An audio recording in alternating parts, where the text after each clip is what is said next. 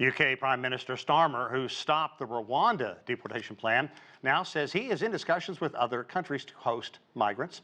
Now, he did not specify which nations, but Starmer wants return hubs abroad for failed asylum seekers as the anti-immigrant Reform Party gains its popularity. Now, here in the United States, a Pennsylvania judge for the first time backed President Trump's use of a wartime power, the Alien Enemies Act, to deport Venezuelans he claims are part of criminal gangs. Now, this breaks with rulings in 3 other states, though even this ruling calls for better screening before deporting.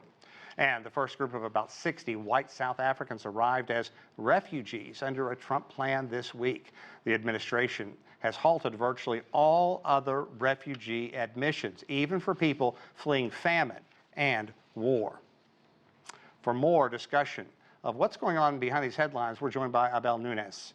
He is the Executive Director of CARECEN, an organization supporting immigrants here in Washington, D.C. Welcome back to the program.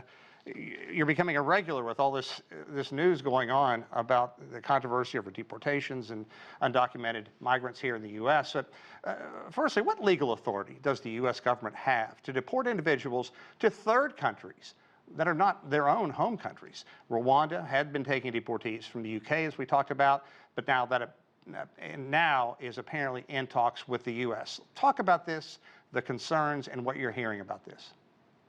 Well, thank you for having me in the show, Sean. I mean, look, Trump is trying to reshape our immigration laws without going through Congress. He is using old laws.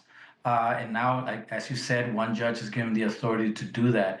But I think that if this country wants to begin that type of process, it must be vetted, one, through our legislative body, and to make sure that it meets the standard of our Constitution. I think that they want to eliminate every civil liberty. You mentioned the deal that they have with El Salvador, and that's another country that has suspended civil liberties. And I think that that's where Trump wants to go, to make sure that he has all the authority available within his executive power to do what he wants to do. But let's talk specifically about these third-party operations, the third nation rather. What would it be like going to a prison in a country where you don't know the language, you don't know the customs? So what are your concerns about this? You talked about civil liberties. Obviously, that is a huge one. Well, I mean, if you think of the first Trump administration, he was doing third safe country agreements, meaning that those countries were actually going to provide asylum to these people and integrate them into their society. What we're doing here now, or what's being considered, is just farming out our detention centers and putting them in different countries, because they understand that the moment that a person leaves the territory of the U.S., they lose a lot of their rights. And so they're trying to make it easier for them to keep people outside. And once they're outside of the U.S. jurisdiction, they really don't care. They really don't care what happens. They really don't care what those countries do to them, whether they hold them forever.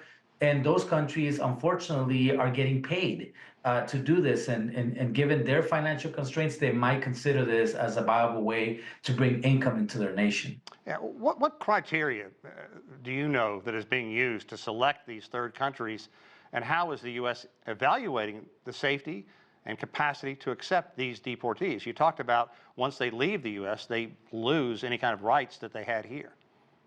Well, I think that there is no criteria. I think the only criteria is the willingness of the third country to accept it and to accept being the jailer for the United States. That's the only criteria. And then it creates issues because, this administration is taking liberties with due process. In terms of, we've had reports of people that should have not been deported or detained that find themselves right now in El Salvador. So the question is, what's going to happen if they do this in a mass scale? Is this just going to be the ability for the executive to round up people that they don't like and send them outside of the country? I think that's a very dangerous road to be on, especially if we consider ourselves our democracy. Yeah, let's talk about that, because it's not just the people who shouldn't have been deported in the first place. It's people who come here because they are fleeing, as we mentioned, war, or oppression or gang violence, and they come here, and it has always been legal for people to come here and apply for asylum. To what degree, if any, do you think the Trump administration is demonizing these undocumented migrants right now here in the United States? Well, I think he's demonizing only specific people, particularly those that their pigment of their skin is different than his, because he's allowing South Africans to come in. Apparently, farmers in South Africa are one of the most oppressed people, according to Trump, and so they need the protection of the U.S. But the U.S. has a responsibility to take in refugees, just like it forces other nations to do that. And we see, the U.S. pressuring Turkey to take African immigrants and other immigrants in their land. And I think as a world nation, as a world power, we have the ability and the need to have immigrants here. Let's also be clear that this country needs immigration. We need them for our labor force. We need them to ensure for our security and our long-term economic health. And if we just block everything, close every door, we're only hurting ourselves. Even when people come under asylum, fleeing other nations, what they bring are their gifts to this nation, and that makes us stronger. What are the anticipated financial costs of establishing and maintaining these agreements with third-party countries? And I presume these countries are going to get compensated, paid, the way, I guess, private prisons have worked here in the U.S. in the past. Yeah, I mean, in some sense, it might be cheaper because they basically just pay a flat fee for people to be held there. There's not going to be any like standards of care for those individuals. They're basically going to leave it up to those countries to deal with how they deal with their detainees. And so they're not paying for due process. They're not paying for housing them here. And so I think that, from the perspective of the Trump administration, this is a cost-saving measure that also facilitates the legal process that allows him and his administration to kick out people that they don't think should be in this country in the first place. Okay, the Executive Director of CARECEN. Mr. Nunez, thank you so much for your insight. We certainly appreciate it. Thank you. Thank you for having me.